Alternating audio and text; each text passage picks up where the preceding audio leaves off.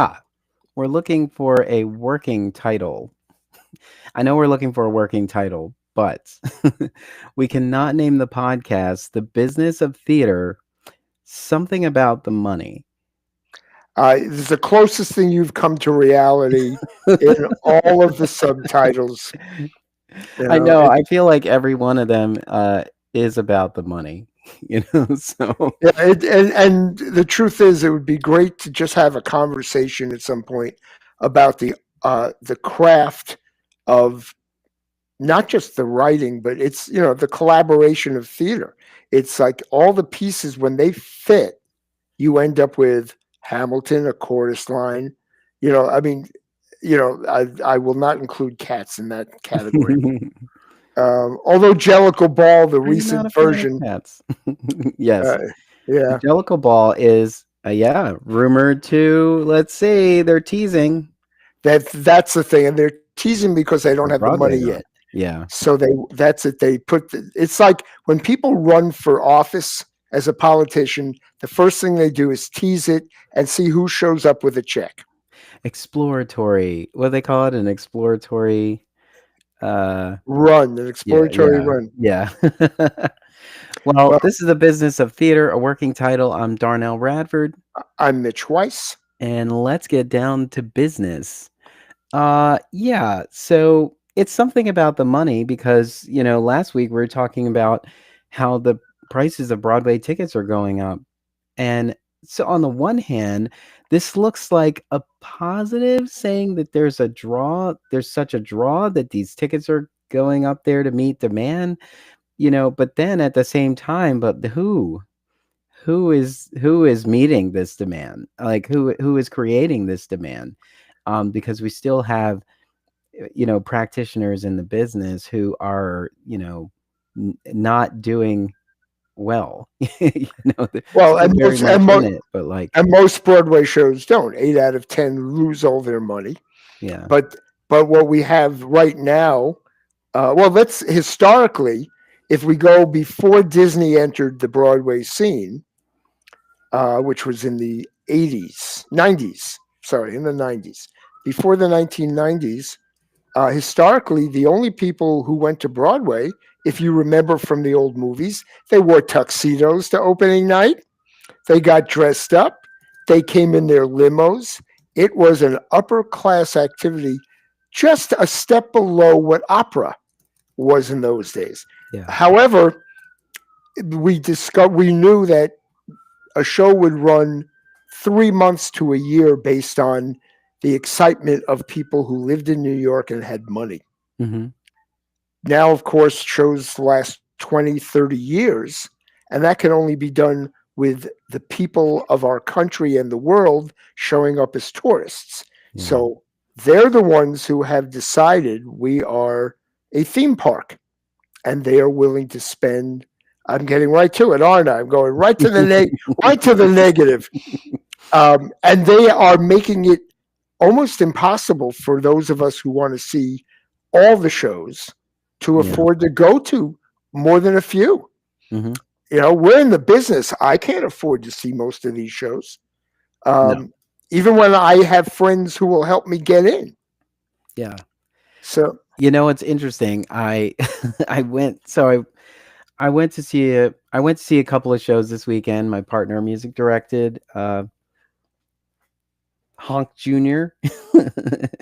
And we went to see that, and then at the Hedgerow Theater here out in Media, we saw Nora, A Doll's House. This is a newer mm, adaptation that puts three Noras on stage in different time frames: wow. 1920, 1970, and 2018.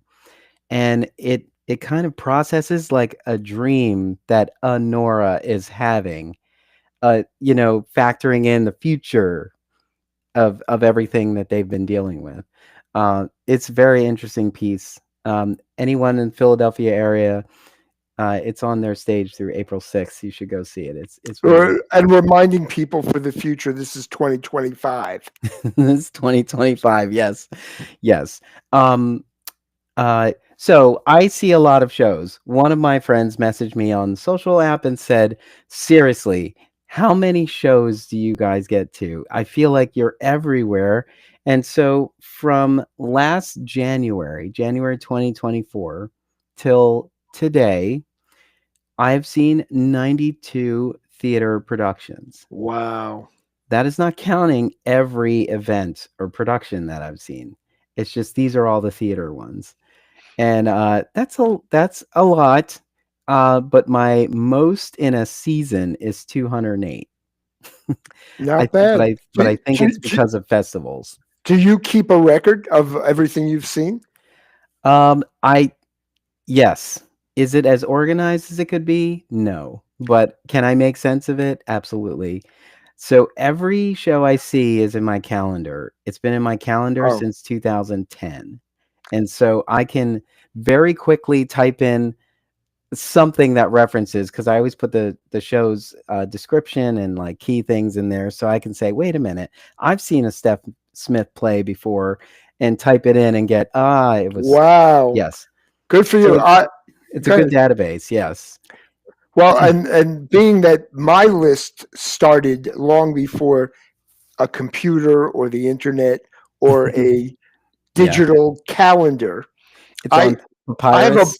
no. It's not even that. It's almost on. Yeah, it is in a book. I have one of those books that you would take tests in Yeah. in high school or Like a something. composition book. Right, and Old school. I am up to 3,000 Wow. Broadway. I only keep Broadway and off Broadway. I do not keep high school productions I've seen. I do not write the readings that I've gone to. This is Yeah. just full productions of plays Hmm. and musicals, Broadway or off Broadway. Um, and the problem is for me, I want to see more, and why I brought it up. And I can afford less, and Yeah. I'm Yeah. going to much less than I want. Hmm. And sometimes I I go to things, well, rarely, but I go to things I don't want to because a friend's in it, and Hmm. I know it's going to be cheap. And Yeah. at least that way I get to see something. Like you saw Nora instead of seeing the actual play, but it was interesting. And sometimes you do get an interesting production out of it. But I am dying that there are shows that went away before I got to see them. Yeah. You know, this Well, see, for the record, I have seen a couple of original productions of A Doll's House. yeah, It's just over the years, like Fringe is perfect for A Doll's House. There's always some interpretation of it in a Fringe festival. And then Lucas Nath did A Doll's House 2 recently, probably a few years back, and I've seen that. That's like a return to that story, but like years later. Um, yeah, it's I mean, but the point about that show, besides go see it, Philadelphia area, go see it. Great team. Um, talking about, I'm able to go see these shows because I'm on press lists. I'm an right. arts leader, so I get invitations, but I also realize that I don't take that for granted, you know? I go to the show. I often post that I'm there. I give key information like, here's when the show closes. Here's a link. Like, go get tickets. If I've had a conversation, I want to link to that. So I feel like I'm on the promotional side of it. But I know it's still tough for people to get there. Like we have at Theater Exile, my company, we have tons of discount options to get people in the door if they feel like the price is out of reach for them. There's some options to alleviate that, and I know a lot of companies do that. It's just so crazy to think about. Like, if we had the marketing dollars of a Broadway show, you know, like all of these theaters would be thriving. Yeah. They would find their audience like wherever they are. It would be like, wow, I'm glad I got this. But it's interesting to me, and normally I don't compare the two, but Mhm. as we have talked about probably all my life, if you can get money out of politics, we'd have better people running because it's not about them raising the money; it's about them trying to be a statesman or statesperson and do the good thing for everybody, blah, blah, blah. Well, Mm. you look at the theaters and everything is about how do we have enough money to be able to do that, as Yeah. opposed to there's a database that everybody gets and wants, and they get to say, oh, I will. Every place has discounts. Every place has. I can just choose what I want to see as long as I'm willing to spend something. And we don't treat art that way. We don't treat theater that way. Yeah. It's the same problem. What is in front of our face on a particular day, and that costs money to get it in front of our face. It's a tricky situation. Yeah. I There. part of the new normal is to figure out how theater markets itself and sells itself so that it can survive. Um, your It would be. fringe. Oh, go ahead. I'm Oh sorry. no, I was going to say it would be interesting if the thought process behind the brick and mortar for a theater wasn't to just sprawl out and do as much as they can in the space. Like, if someone's building a theater today and they say we want to have a main stage and we're going to have a second stage or a black box or something, it'd be really great if the intention behind that black box was to provide an accessible performance space instead of saying, well, we have a more intimate season that happens over there, and so we just don't have any room. It would be interesting if that would happen, because sort of the cachet of the main theater that's housing the space, that is inhabiting the space, could be a draw to a smaller company that is in their experimental space. I agree with you 100%. You know, But for some reason, it hasn't clicked. Mm-mm. We don't know anybody doing it, and there are theater companies. I've been talking to a number of people just this week about how many companies are closing and how the others are just still looking for a way to return to the way it was, Hmm. as opposed to, hey, guess what? It didn't work before. Let's find something new. Yeah. And that's the struggle, I guess. Uh, I mean, I don't worry about the brick and mortar. I'm one of those people. When I work on a project, I find a place to rent or a place that's dirt cheap, and I try to spend the money on the people working on the show, what Yeah. little money there is. Um, and that Yeah, helps. which I think it's easier to carry that mindset when you've got the fixed expenses of, I rented this space for a period of time and that's taken care of. Yeah, But when you own the space, anything could happen. You could have a great show tonight and then the plumbing goes in the bathroom, or the power goes out or something blows and you've got to get it fixed before the next show. Like, there was a theater who opened their show last season. Philadelphians might recognize this. Like, last season, their show opened, and then shortly after it opened, someone robbed them, stole all their sound equipment. yeah. It's like there's something, and you But have to that's have a a reason. contingency. But Yeah. that's a reason to rethink what you want to do with your life. The Hmm. Schuberts, who own more Broadway theaters than anybody else, famously did an interview with the New York Times about 30 years ago. And he said, we are not in the theater business. We are in the real estate Real estate business. business. Yeah. And it happens that the people who rent from us are shows. And he Mm. said, so very clearly, we're looking for the way to make the most money for our stockholders by rentals, Yeah. and he said, that's the way we look at it. So when we decide what show we're going to allow in our theaters, and it's a guess, we try to choose a show with either a producer we trust, or a show we've seen in London or somewhere else that we believe will make money, so that our percentage of that will Yeah. make money. Mm. And it's a very different way of thinking. So, and then of course, my union, we have three parts to it. We have a press agent, a company manager for the show, and then a house manager. And the house manager takes care of the building. That's and all the staff that works for the building. That is considered theater, right? And the house manager and company manager can each do each other's job because it's payroll and it's paying bills, but they're very different kinds. Yeah. And so to me, you have to be careful. If you go to a regional theater and you become the managing director, are you really taking on the role of being a landlord, or are you actually doing theater? Basically. Right? That's the question. Or can Mhm. you somehow mix them together in a way that satisfies you?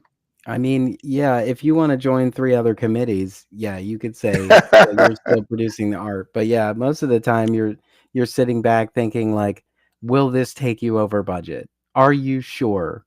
It, it's like, what about this? Like I Mhm. am often the one saying, what about this?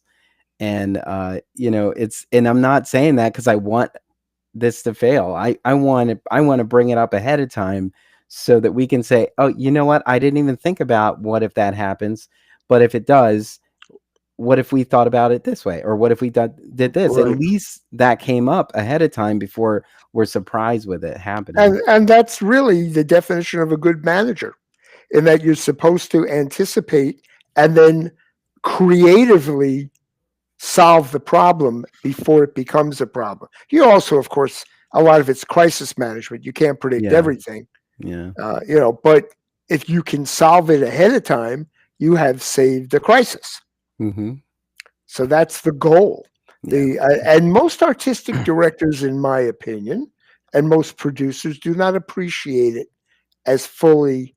This is me spouting how wonderful I think managers are in mhm, theater. They hopefully know something about what a Lico, lamp is, and what the difference between that and a computerized moving light, mhm, and what the costs are different, and how you budget it so a way that in case you can maybe save $100 that you can throw over to the costume people because they need it. You didn't anticipate that, and you have to know the union rules when there are unions. But this is the stuff that allows it to happen. So forgive me, the spoiled creative people can just say, "I want," or in from Into the Woods, "I wish." yeah. Right? More than anything, yes, they That, can. They that can. was your cue. Good for you. That's the only reason I did that. I was hoping you were going to start Reflex. singing. It's reflex. I know it's funny how iconic Sondheim lyrics are, Mhm. because it just takes over you. You just can't think about anything else but the next line. Yeah, yeah. But yeah, it's a struggle. But yeah, you have to come into work saying I came to solve problems. Well, and that's also the excitement of it. I mean, it's Hmm. fun. You walk into to work and you have three things on your mind, and you don't get to any of them because everyone else's problem came first. Yeah, yeah. I know. That's why I do have like a focus time at the top of the day where I'm not even on site. That gives me time to just sort of sort out the day. I'm not even working as a manager, and I do that every morning. Hmm. I Yeah, literally sit there. The news can be on the background, but it's not important. It's yeah. just about structuring your day and the answers to what's coming up and Hmm. what you have to think about in preparation. And it helps because then you walk in with a game plan, Hmm. even if it gets messed up. I feel like it in a way. I kind of feel like I have justified being fashionably late. Like I'm not late. Like there's a time that I'm expected, but the time that I got into this mode was 2 hours ago, you know? Right. And so I feel like by the time I get there, I've already thought about the day. And so I'm like, okay, I know the things I have to do, but I actually do have a lot of space to deal with whatever comes up. And so, yeah, I think that just works for me. It's also part of like getting up and then getting up whatever time you get up during the day, and the first thing you take care of is you. You get up and do whatever you have to do to like get into this day. Whether it's go work out or go take a walk or have your coffee, or read a book, right? If you do all that ahead of time, when you actually get to work, it doesn't feel much like work. And let's talk about, because I about people who don't have work yet, Hmm. or who are in between work, which is most of what our industry is about. Hmm. I mean, certainly, even as a manager, you are one of the advantages of being in a regional theater is it's a year-round gig, but most of us are show by show. Yeah. And the I had lunch with a fabulous young actress who certainly can do the job, and she has very smartly found three different jobs that allow her to be very flexible, Mm. so she can, and she goes to lots of auditions. She's doing her preparation, her homework, she's taking it seriously, and yet because of her type and her age or whatever, she's not getting the gigs. at Yeah. what at what point do you give up? And that was the discussion we were at. I'm not advising anyone on that, that it's individual for everybody. Yeah. But that is always the question in our business. What happens if you do get the job and you say, this is not exciting me the way it used to, and I have no prospects in front of me? So now you're making money to pay your bills, but you're not happy. And the only reason we're in theater is because it's not mobile oil, Yeah. right? We're not with Texaco or Chevron or whatever it is. And we certainly don't have to work for the government. So we've got something which every day is exciting and ought to be, but isn't necessarily satisfying. So Yeah. we're in a similar boat. Do you give up? Do you say, this is all I'm going to do? Or do I do it a little while longer and then I move? But do you get the job first? Do you need to take that risk and just leave and then pray there's another job in your future? Certainly, as a Broadway company manager, I have been unemployed at least 32 times, where I Mm. had to take unemployment insurance. And then I got another job, and I had my next Broadway show, and it's fabulous. And that is the nature of my business. Yeah. If I wanted to be a manager and a show closes, I am out of work. Hmm. No one's there to say, you can help out in the back room, Yeah. you know, and you move Well, on to the next show if you get it.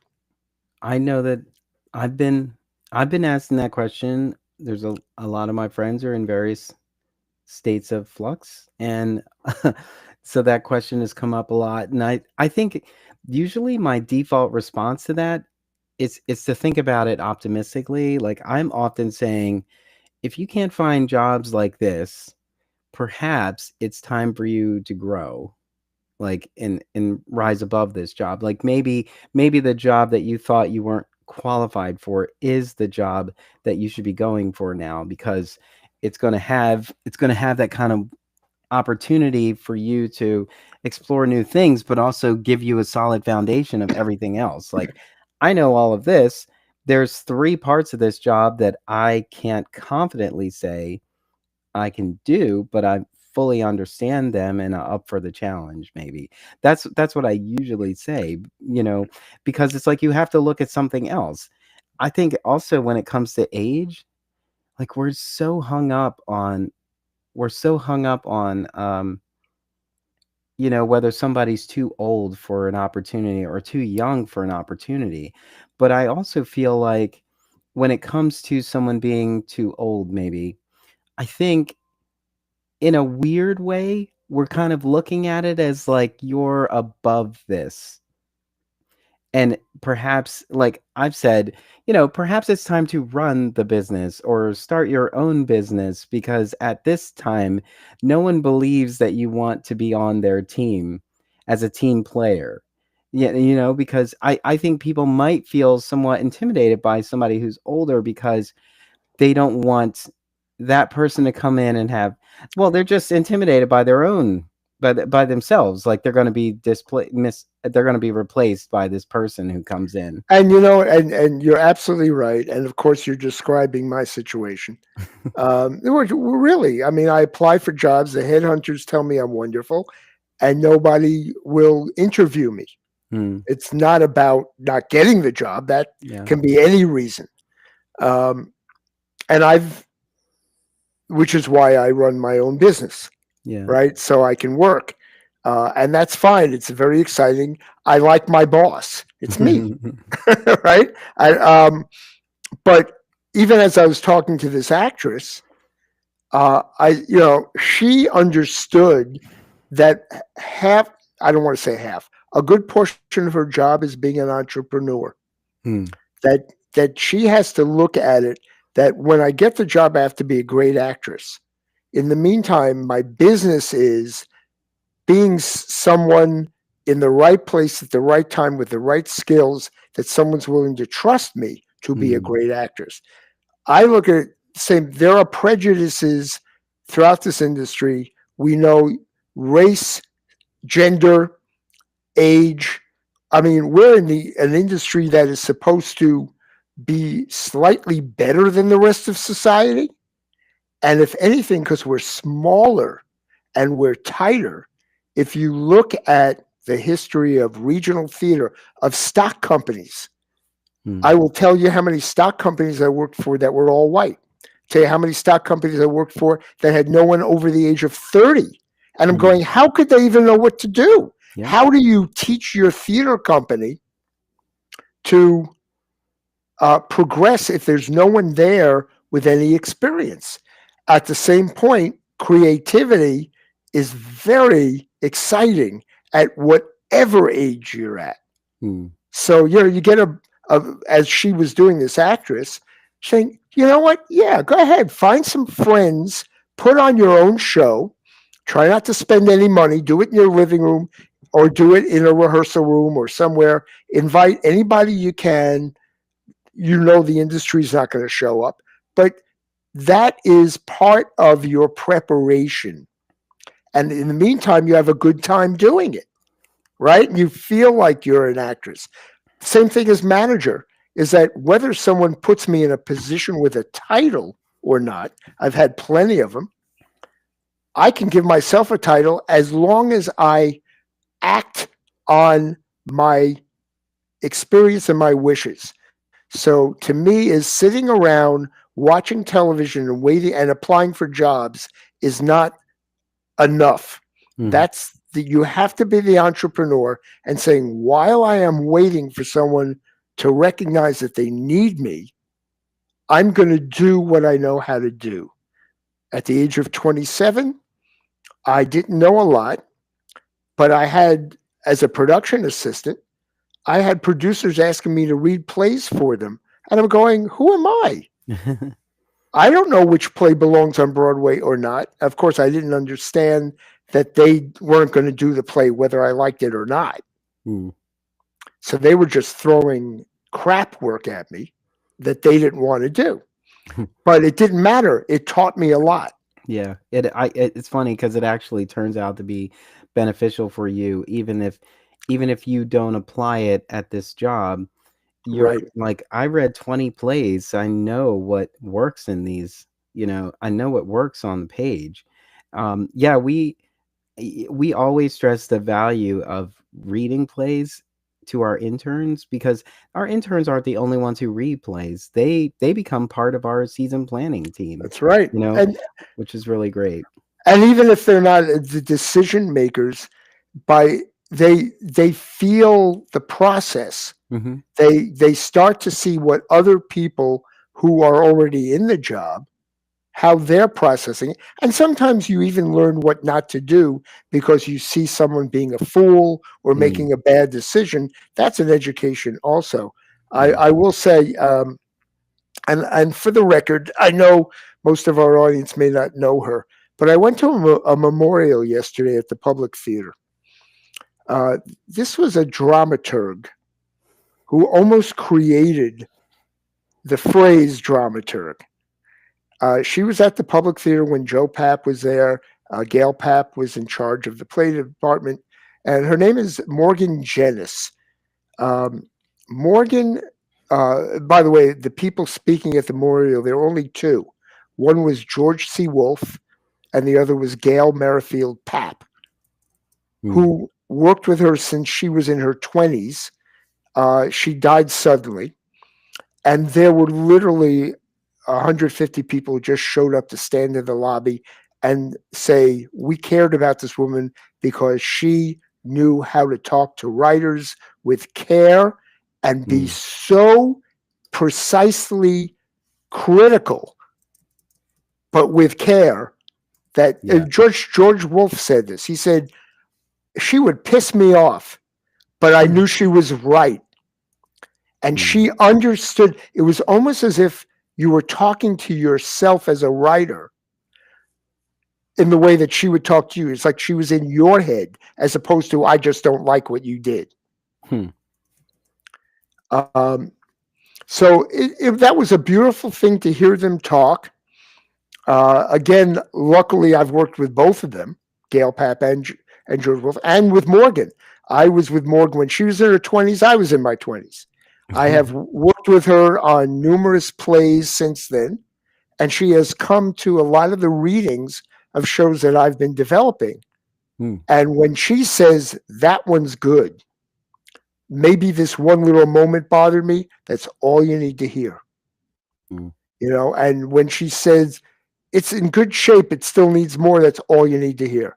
Even though she is not the producer of a big hit Broadway show, she's telling you from her heart and her head, and she's trying to help you. That's what our profession does when you have the right people, right? I know how you have interns at Exile. Whatever you do, other than throwing a toaster at them like Scott Rudin did, who was trying to make a comeback. We'll talk about him another time. Um, you are teaching them every day just by them being there near you. Yeah. All right. That's what helps them. The trick is they shouldn't be there their entire life. They need to move on. Yeah. Right. But who's going to hire them is the problem. None of us have the answer to that. I'm doing a lot of talking here, but you're bringing back sensitive issues. I Hmm. was teaching at a university during the pandemic, believe it or not. I shouldn't have been, and the students should not have been in the room, even if we were spaced 10 feet apart. And this was an obnoxious group of students, in my opinion. They all thought they knew more than they did. Hmm. And this is now, 4 years ago? I just got an email from one of them because I handed out my card to everyone. He's the only one who has contacted me since. And he was the most obnoxious, uh, narcissistic person in the group because he was doing lighting and sound for other theater companies while he was at college. And so he thought, I'm going to work forever. Hey, I don't really need all of this. I'm getting work. And Hmm. all of a sudden, he can't find work. And he realized, I don't know anyone outside of this little circle of nonprofit theaters in New Jersey Hmm. that I've been working for. And he wrote me and said, you always said I could ask you, like, how do I meet other people who might hire me? This is years after college. And what a great question. Now, I had some suggestions of what he should try Yeah. because he is skilled, but it is everyone's problem, and college will not teach you that.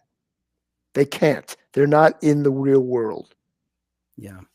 That So is that is so when you give, by the way, so when you give someone an internship, regardless of how little, if any, money they make, something about the money. See, I bring it back to the subtitle. we get there. Yeah, but that is supposed to be why they're there, Mhm. right? And we're doing something for them. And if the intern can stand out just a little bit, then we can recommend them to somebody else. Yeah. We introduce them to everyone. Hmm. And I think the placement of Theater Exile in South Philadelphia just allows us, a lot of people pass through in our building. There are a lot of people who rent our space.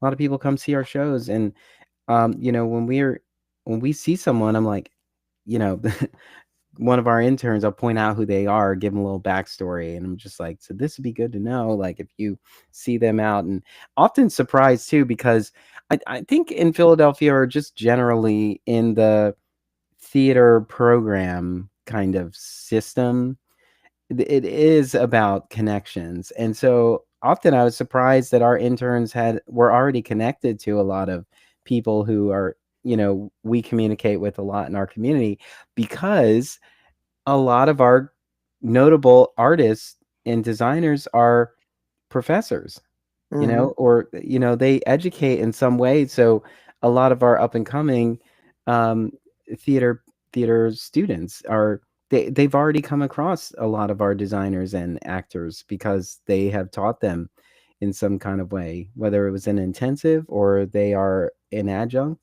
somewhere in taking class. They already know of them, which is great. So that leads us to the other end of the financial spectrum: Othello, Glengarry Glen Ross, Yeah. and what is it? Good night Oh, good night and good luck. and good luck. And none of those plays have any meaning other than the fact they have celebrities leading them, and they are making more money than any play in the history of Broadway. Hmm, They're crazy. also earning more money than all the musicals put together on Broadway. Hmm. What is that about? It's like it's interesting. The people who own the theaters in New York, they're not even theater people. They're real estate developers. And Hmm. then the producer on Broadway is for profit, so they want to make money, but then the people who work in it and the infrastructure that supports it is from this nonprofit, from the ground up, you know, Mentality, absolutely. mentality. Yeah. And so it is such a conflict because like maybe this is why we don't have companies anymore. Like we don't have repertories because everybody rallied together to make this happen, but you can't do that now when you've got a landlord and you've got, you know, all these other people who need so much more. Like even the grant makers, they seem to have forgotten that it's about impact, but they're just like, yeah, but how many people did you reach? Like how much how much were those tickets? It's like it's not about we we had 50 people who came to see this show. We had a talk back discussion. It ran for an hour, because they were so engaged. We were so glad to have captured that. We got all of their information. We shared the talk back with them. Like they are going to be forever moved by this. Or that was a school group. We captured that talk back and sent it to their professor to continue the conversation. Or like we're realizing that this is just a piece of an overall conversation, but yeah, but it's still about like making those ends meet, and I think it Or, stands in the way of actually the message. well, or just the opposite. And I'm saying this as an or, right? I'm Mhm. a devil's advocate. That maybe if all of theater was thinking about the bottom line when they were creating Mhm.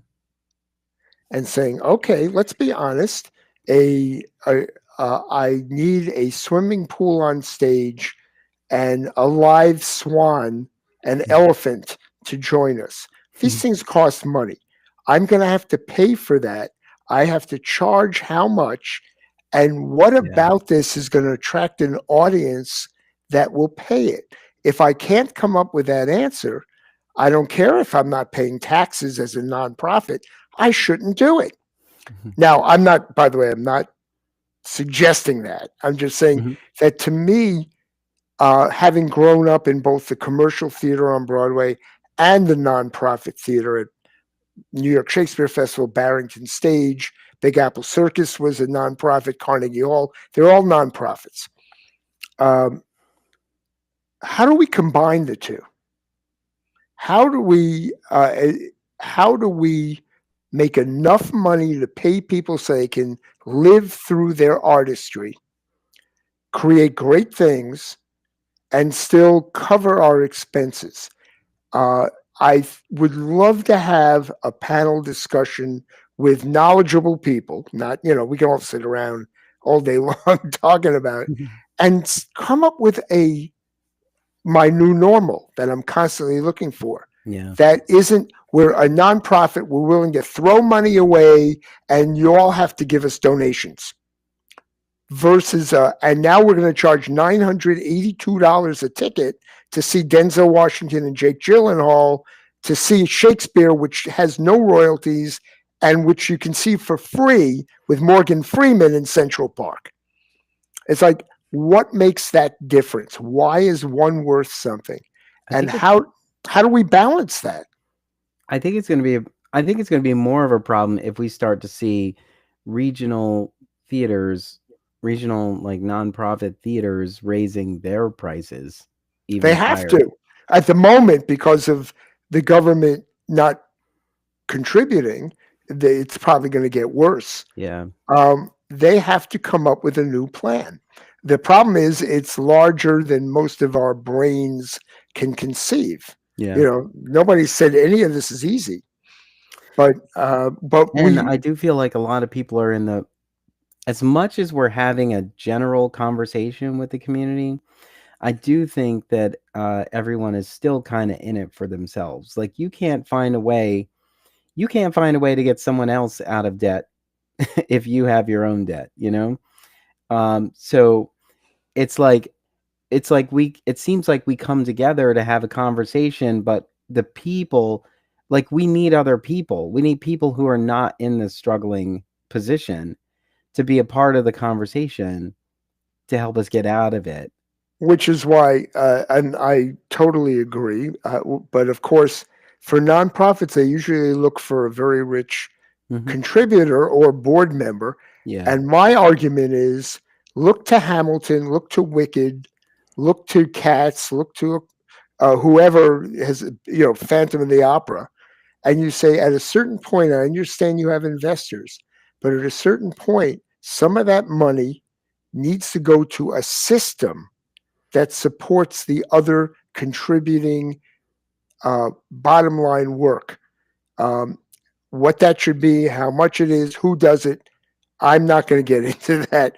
I have my opinion, but I'm not someone with the money to do it. They do. And the question is, since each of those shows are their own businesses, they are not connected either. Hmm. They can't talk to each other and say, well, we have a communal amount of profit. Why don't we do this with it? Each one of them would have to make that decision individually. And therefore, and there's no one trying to coordinate them. So we have a problem again. This is America, right? I mean, England, of course, is working. They're trying to be more like America. They're not contributing the kind of money they used to their theaters, and they're falling down. They're going. Their theaters are struggling, and very much possibly going out of business too. Well, I mean, I kind of feel like, and nobody wants to do this, that everybody needs to take a little bit of a break, because a lot of what this struggle is we're a 5-show season company, and who doesn't want to admit that they can't afford 5 shows in a season, Mm-hmm. and or they do cut those shows from the season and they never come back. And so now perhaps if you're a 4-show company who used to produce 6 shows, and now the budget's tight here, it's like not like cutting the show. Did cutting the show help you? How did you become worse than you were before by scaling back? And like what part is missing here from that? And it's also just the makeup of people. People have changed their minds all the time, and it's different for regional than it is for New York. Like if you're going to New York, you want everything New York has to offer. You want to get a slice. If you're an insider, you might want a BEC or chopped beef, you know. But mostly it's the pizza. You want the pizza, but then you think about the things that you can do.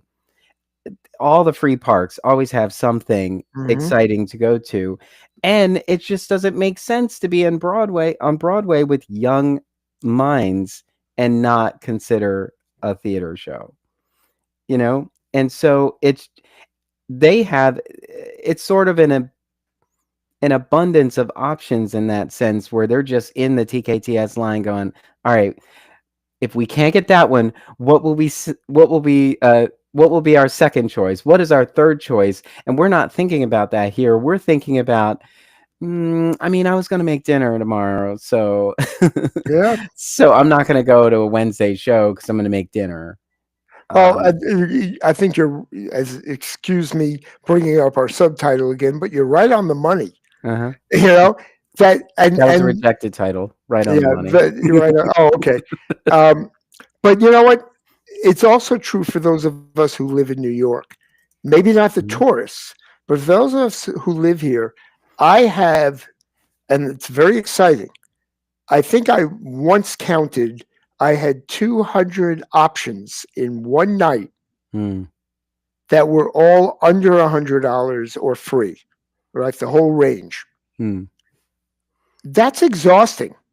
And you're right. So I went to dinner with friends. It still cost me $100. No, not really. It was, my part of it was 20, right, in those days. Um, and anyway, I was with theater folks, so it was like going to the show, right? Um, but you have all these options, which is great. You can't go to everything anyway. So Yeah. the battle to get people to come to your activity is not that different. There's just a different reason. There has to be, and I guess having George Clooney in your play makes a difference to somebody in saying, well, I could see all these other shows and I don't even know what they're about, but I know who George Clooney is. And so I will spend too much to go see George Clooney, whether it's good or bad, Yeah. At least right? I'll be able to say I saw it and tell somebody I saw it. Like it's kind of like it is sort of the you only live once YOLO that situation. It's also like we waited in line for a bagel. You know, you wait in line for a cookie just to say that you did it. And somebody you come across is going to be like, "Oh, you saw that Clooney play." You know, Oh, it's a oh, absolutely. That, well, most of the investors, and you and I were talking about this, the new price of producing a Broadway musical is between 30 and $34 million. That is astronomically inflated from just a couple of years ago. Astronomically. And yeah. the producers I've talked to, and I have, don't know where the money went. It's not going to salaries. So it's not a union thing, but we don't understand it. It happened too quickly. And maybe it's because people think they have to outdo the previous producer in what the set can do. Maybe, they need 14 gorillas instead of one. And it has to eat the audience while they're there. You don't know what it is, but Can you imagine that picture on social media? I was eaten at the Imperial. all right, now some fun history, and this is important. The off Broadway musical Little Shop of Horrors, a Mhm, wonderful show that a lot of people have seen. It is running again in New York, and it's mhm, doing extremely well. I saw the original, of course, because I'm old, and at the Orpheum Theater in the East Village, which ran for years and years. It was wonderful. The ending, and now this is a spoiler, and forgive me, everybody. You're still going to enjoy seeing the musical off Broadway, but here's the spoiler. At the end of this version, which I have seen, there's the hint without telling you how, because this will be, I won't ruin this for you. There's the hint that the monster plant is going to succeed eventually. It's still alive, it has children, whatever it is, Hmm. there's that hint. So you kind of walk out of there going, oh, this was cool. They didn't just leave me with good times. I Hmm. had fun. It's all fun. Yeah. In the original, the same ending, but just as you think the show is over, Yep. above your heads in the entire theater, they drop the arms of the plant over Wow. your head, and Wow. everyone screams because you Wow. have no idea it's coming, Yeah. and then the lights go out and the show's over. I was Yeah. praying for that ending. It was so good, and because I brought a friend who had never seen it, Hmm. and it didn't happen. And while they thoroughly enjoyed the show, I walked out of there going, "Damn, that's the only thing I was looking forward to." And rightfully so, it's their version of the show. But I'm going, how could you leave that out? Ah, I get excited just thinking about it. It was Budgets. they spent whatever they spent They're on it like, can we anyway. leave this out? The tickets are astronomical already. Yeah, yeah. Anyway, I hope I didn't ruin that for anyone, and maybe some college will get that idea. And when Remember, everyone, it's always out of context. We are there for the entire ride. that's right, You know, and it's a wonderful show from start to there's finish. other And beautiful elements. Like, I yeah. mean, the opening number itself is worth going to the show. You Anyway, know. and the plant is still the plant. Oh, so I was saying, in terms of Broadway, and then kind of doing it here. Now I'm a member of the press, so I'm promoting when I go to a show, Hmm. especially if I'm there. If I haven't paid a press ticket, I'm gonna do a little press. But in terms of those shows, like, the shows that have these astronomical prices, like, we're literally paying for those tickets so we can post online and say that we're there. It's like, here I am, you know, if you're sitting in the orchestra, you paid a grip. And so you're That's posting right. that. Look how close we are. Oh, jealous of you. Yeah. It ends up being crazy, but I also think if those tickets there's certain people are buying those tickets, and I wonder if they are write-offs for them. How I don't know how you could write that off because Entertainment. If you're in the business. if you're in the business, but I don't think most people in the business uh, they have enough to write I had off. to entertain a business guest. This is a Well, business I'm sure expense. for the companies, the other corporations that send their employees as here's a gift. Yeah. That is exactly it. We're Mhm. courting you as a client. We're going to give Yeah. you this. That's an investment. So I guess you could Or write the that people off. who are like high end, who have like hotel memberships and they stay in like the high end rooms. They might just Yeah, get these as a package. Here you go. but again, like I said, in the early days, in the uh, a long time ago, while I was still alive, the people went to theater had money, Hmm. and other people could go to the movie theater, and that was it. And Mm. they weren't courting quote unquote regular people in those days. And I'm talking about the days of My Fair Lady, Sound of Music, Oklahoma. These were things where people dressed up to go to the theater.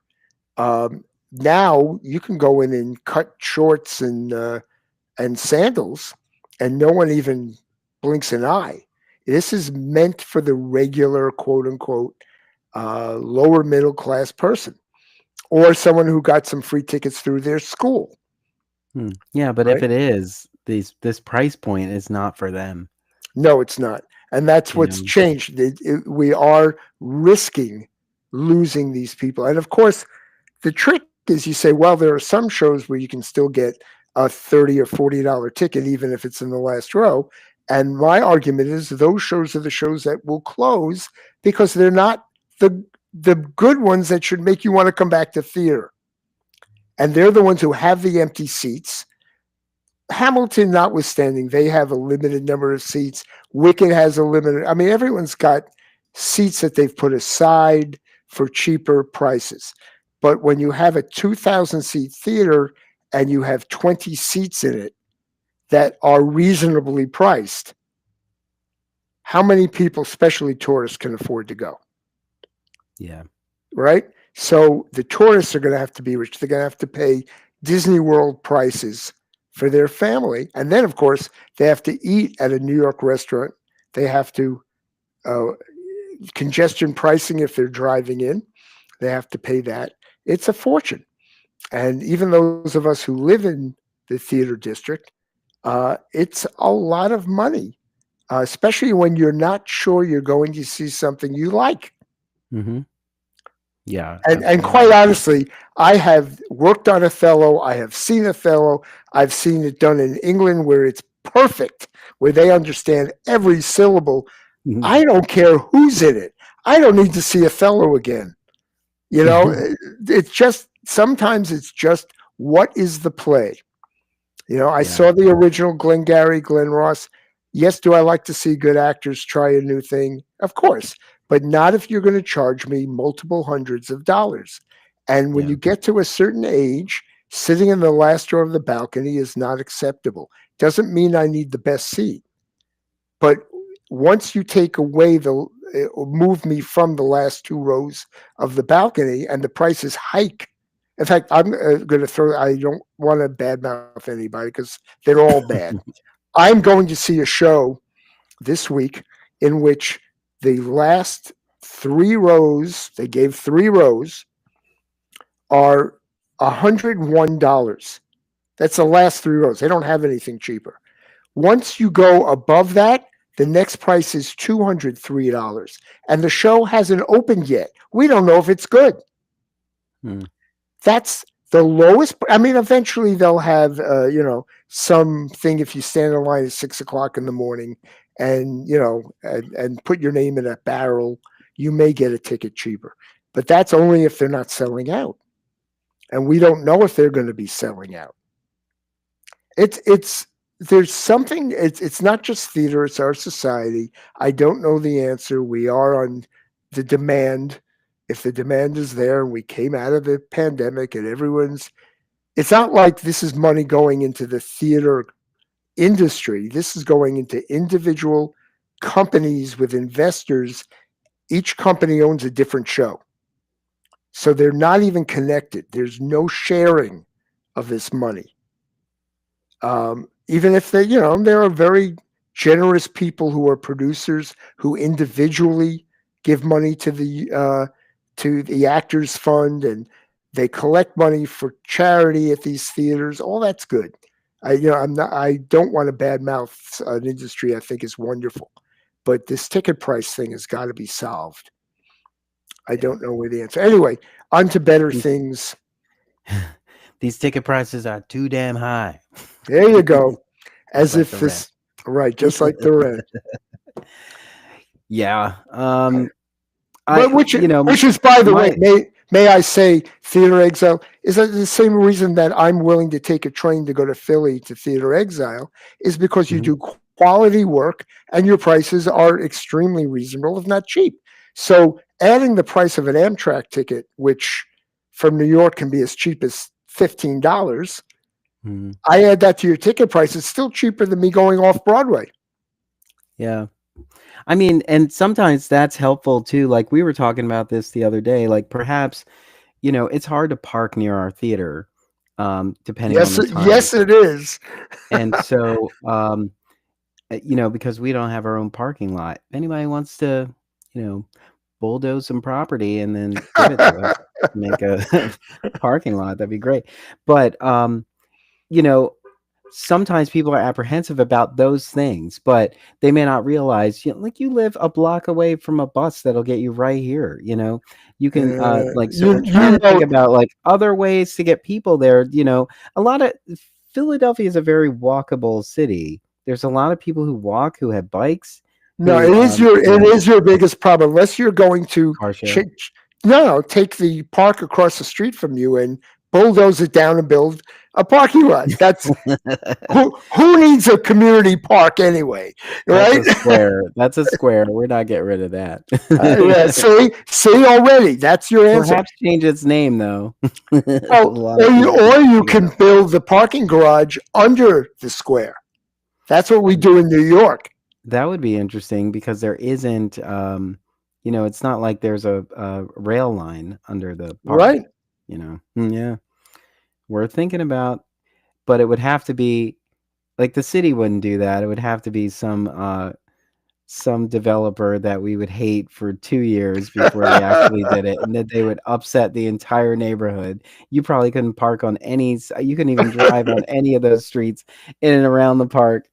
The kids and are the kids and are in the the field just like while they're surrounded by construction vehicles. and the construction noise would only happen while your shows are going on anyway, Yeah. and so they're going to disturb everything you do. Why are they working at night on a Sunday? I don't get it. They do in New York City illegally, by the way. Overtime. They're not Yeah. allowed, and I've been woken up by construction on the street, Yeah. and you call it in, they say they're not allowed to do that, and then by the time the next night they're not doing it, so they can't even find the people. Yeah. They, Well, anyway, back to that's theater. back to theater, and that's the business. No, hold on. There's one wonderful thing in New York. It's a truly wonderful thing, and Okay. I hope we can encourage the rest of the country to do this. This There are more shows opening in the next 3 months in New York than there have been in years and years and years. They're revivals, they're new shows. It doesn't matter.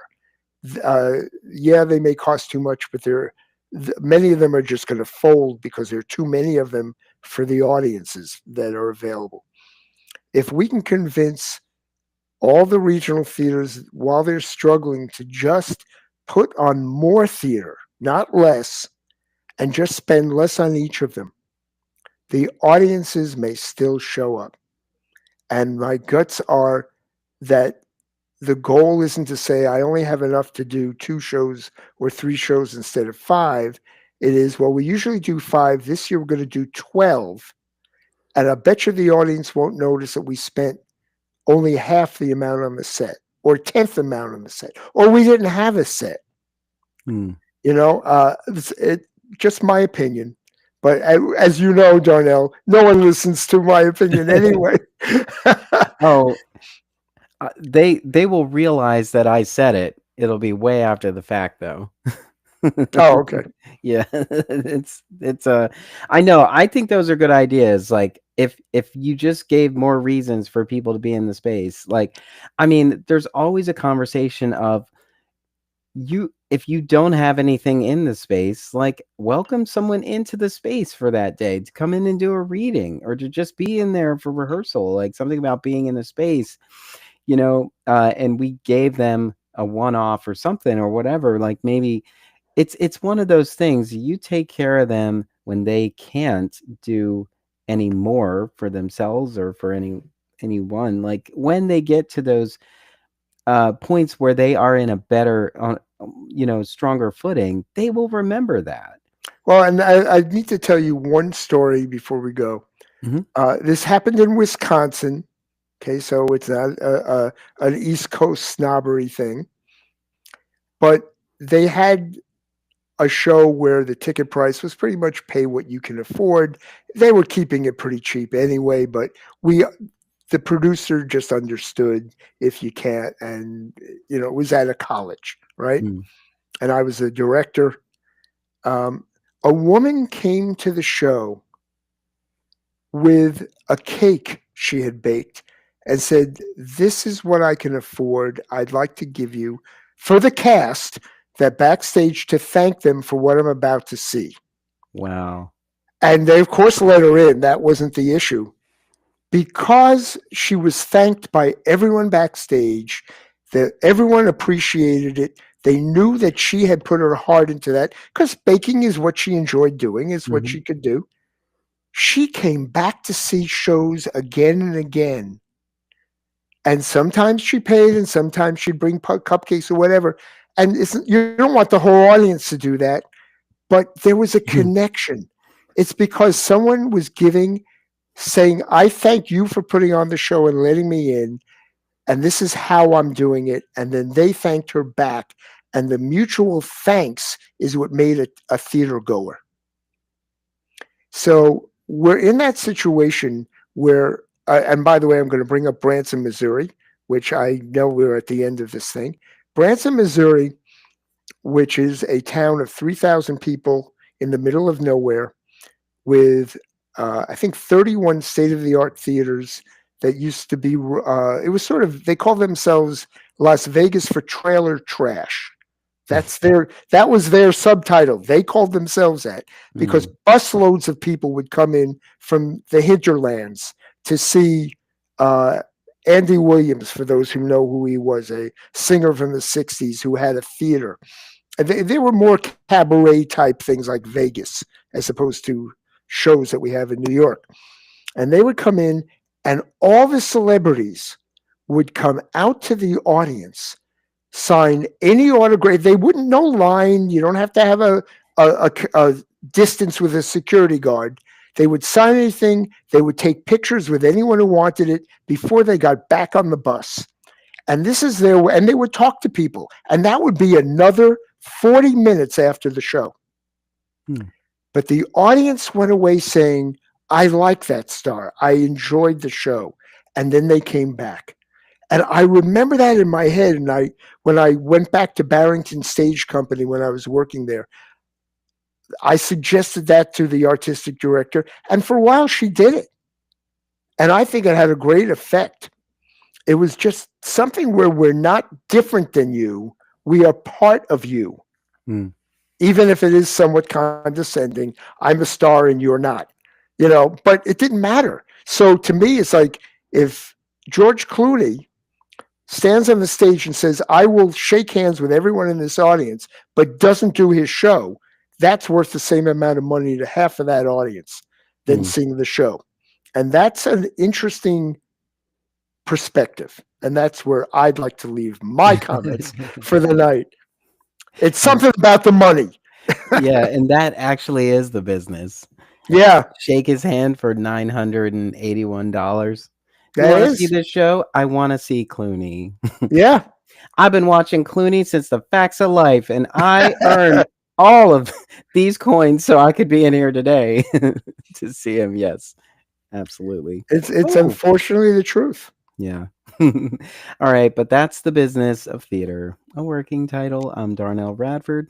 I'm Mitch Weiss. We will see you at the theater. Bye-bye.